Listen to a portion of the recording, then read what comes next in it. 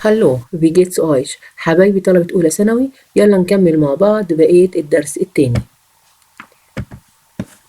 هنبدأ دلوقتي نشتغل الجزئية بتاعة الجراماتيك. نبدأ كده مع بعض. أول حاجة بسم الله. أول حاجة هنشتغل فيها verb conjugation. احنا أخدنا إن احنا عندنا في حاجة اسمها starke Verben، أفعال شاذة وأفعال قوية. الأفعال دي هي أساس الألماني، لازم نكون حافظينها كويس جدا جدا.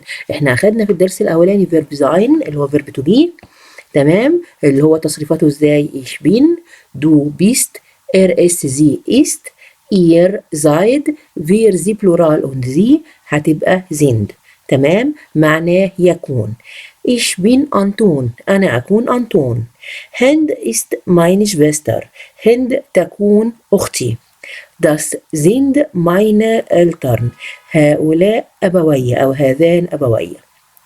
seid ihr Schüler، هل أنتم طلاب، هل أنتم تكونوا طلاب. يبقى احنا عندنا verb sein. verb sein معناه يكون. الفيرب التاني اللي هناخده دلوقتي اللي هو verb haben. verb haben بيساوي verb to have. verb haben بيساوي verb to have، من الأفعال المهمة جدا جدا اللي أنا لازم أكون حافظها وحافظ التصريف بتاعها. ich habe، I have، ich habe، du hast، es und sie hat، ihr habt، wir sie plural und sie هتبقى haben. نقول تاني مع بعض. ich habe، du hast، es und sie hat، ihr habt، wir sie und sie haben. ich habe zwei Söhne، أنا عندي zwei Söhne ولدين. mein Onkel hat ein Kind، عمي عنده ايه؟ طفل واحد. hast du Geschwister، هل انت عندك اخوات؟ mein Lehrer hat keine Kinder، المدرس بتاعي ما عندوش اولاد. keine هنا جايه بمعنى not للنفي. mein Lehrer hat keine Kinder. الجزئيه الثانيه هنتكلم عن regelmäßige Verben. regelmäßige Verben اللي هي الأفعال الضعيفة. الأفعال الضعيفة دي بتتبع قاعدة معينة بتخص النهايات. يعني لما يكون عندي الضمير إيش النهاية لازم تكون إيه. الضمير دو النهاية تكون استي. إير أو إس أو زي النهاية بتكون تي. إير النهاية بتكون تي. لو لقيت عندي فير أو زي بلورال أو زي حضرتك النهاية بتكون إيه إن. تمام.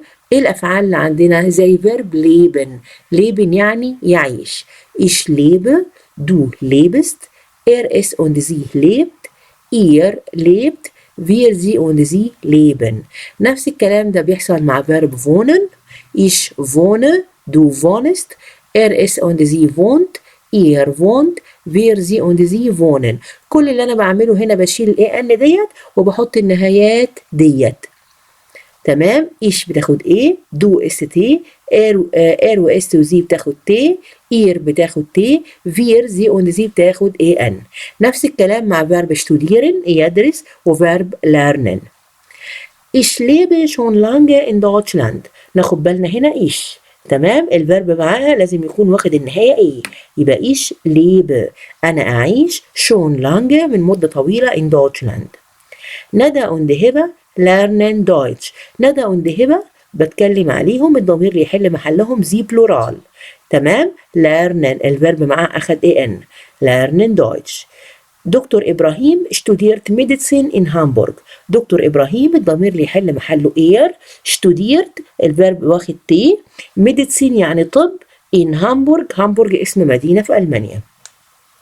wir wohnen in der النيلشتراسة 16. احنا ساكنين في شارع النيل رقم 16. فير الفيرب معاها بياخد النهاية ان. تمام كده. فير فونن نحن نسكن. الجزئية اللي بعد كده هتكلم عن البريبوزيسيونين ان واوس. لو خدنا بالنا كده هنلاقي نفسنا في بعض الجمل كنت بستخدم حرف الجر ان والبعض التاني بستخدم حرف الجر اوس. اوس اخدناها في الدرس الاولاني بمعنى من. بسأل عليها السؤال بتاعها بيكون woher، من أين، من أين تأتي أو من أين تكون. خلاص. يبقى aus معناها من، بسأل عليها woher. الأفعال اللي بتيجي معاها woher kommst du, woher kommen Sie أو woher sind Sie، بيجي معاها verb sein أو verb kommen. تمام. اخد بالي كمان ان انا بقول إيش كوما aus واقوم قايله وراها اسم البلد. ماشي الكلام، إيش كوما aus واقوم قايله وراها اسم البلد. هلاقي نفسي كمان بقول إيش كوما aus den USA. لما اقول USA لازم يجي معاها aus den. Ich bin aus der Türkei وaus der Schweiz. أو aus dem Iran, Irak, يمن، Süden. يبقى أنا عندي ممكن أستخدم aus لوحدها، aus den، aus der أو aus dem، كلهم بمعنى من. عندي حرف الجر إن معناه في، بسأل عليه بأداة الاستفهام wo يعني أين. تمام. wo wohnen Sie، الأفعال اللي بتيجي معاها بيجي معاها verb wohnen، wo wohnen Sie، wo leben Sie يعيش، wo studieren Sie أين تدرس، wo liegt أين تقع، أو إيه wo bist du verb sein. أخد بالي كمان إن أنا بقول ich wohne in ويجي وراها اسم أي مكان. تمام. لو جت عندي USA بيجي in den. ich lebe in den USA. ich bin in der Türkei وin der Schweiz.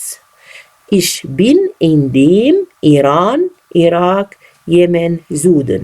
كمان لو هقول العنوان بتاعي هقول ich wohne in der النزهة شتراسة أو أي اسم أي شارع. شتراسة يعني شارع، وبعد كده بحط كوما وأحط الهاوس نمر رقم البيت. آخر جزئية عندي في الجراماتيك اللي هي البوسيسيف ارتيكل، ضمائر الملكية. أنا أخدت عندي إيش، دو und sie، أنا وأنت وحضرتك، ودول اسمهم الضمائر الشخصية. ماشي الكلام، الضمائر الشخصية. طب لو أنا عايزة أقول ماي اسمها ماين، ماي اسمها ماين. لو أنا عايزة أقول يور ليها كلمتين في الألماني اسمها داين أو اسمها إير. ماشي الكلام. طب ناخد بالنا كده، هقول إيه ماين كيند. نبص لكلمة كيند هلاقي الأداة بتاعتها داس، هقول ماين كيند. لو أنا عندي كلمة فاطر هلاقي الأداة بتاعتها دير، هيبقى اسمها ماين فاطر. أونكل أداتها دير هتبقى اسمها ماين أونكل. بيبي أداتها داس هتبقى اسمها ماين بيبي. طيب هلاقي عندي كمان كلمة ماينة. إيه الفرق؟ ماينة بستخدمها لو الكلمة اللي وراها أداتها دي. تمام كده. تختار أداتها دي تبقى ماينة تختار. متر أداتها دي هتبقى ماينة متر. كمان الدي في حالة الجمع، دي كيندر هتبقى ماينة كيندر. دي الترن هتبقى ماينة الترن. نفس الكلام مع داين. داين بتيجي مع الكلمة اللي أداتها داس أو الكلمة اللي أداتها دير. أما داينة بتيجي مع الكلمة اللي أداتها دي، سواء كانت دي زنجيلار مؤنثة زي متر أو تختر، أو دي بلورال زي كيندر أو جيشفيستر أو الترن. نفس الكلام زي حضرتك هقول لك إير بيبي، ابن البيبي بتاع حضرتك. تمام. هنا إير بمعنى يور. لو الكلمة أداتها داس هقول معاها إير. لو الكلمة أداتها دير هقول معاها إير. إير فاطر، إير أبفل، إير كيند. إير تختر، إير متر، إير كيندر، إير الترن. يبقى احنا نقول كده ان انا عندي ضمائر الملكيه. لو انا عندي ضمير ايش وعايزه اقول ماي ليها شكلين في الالماني، ماين او ماينه. هبص للكلمه اللي وراها على طول، لو اداتها دير او داس هقول ماين. هبص للكلمه اللي وراها على طول، لو اداتها دي بلورال او دي زنجولار، دي مفرد او دي جمع، هتبقى اسمها ماينه. دو لو أنا عايزة أقول يور اسمها داين أو داينة، برضو نفس الاستخدام. زي بستخدم إير أو إيرة. نستخدم ماين وداين وإير مع الأسماء المذكرة والمحايدة. الأسماء المذكرة اللي هي أداتها دير، والأسماء المحايدة هي اللي أداتها داس. نستخدم ماينة أو داينة أو إيرة مع الأسماء المؤنثة أو الأسماء الجمع. الأسماء المؤنثة اللي هي أسماء اللي أداتها دي، والأسماء الجمع اللي هي أداتها دي بلورال.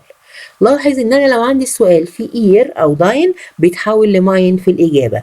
ازاي؟ لو انا بتكلم هير كلاوس هقول له اس داس اير زون، هو ده ابن حضرتك. زون اداتها دير هتبقى هنا اير، هيقول يا داس است ماين زون، ايوه دوت ابني. اير هنا اتحولت لماين. Sind das Ihre Kinder? Ja, das sind meine Kinder. هدى, ist das dein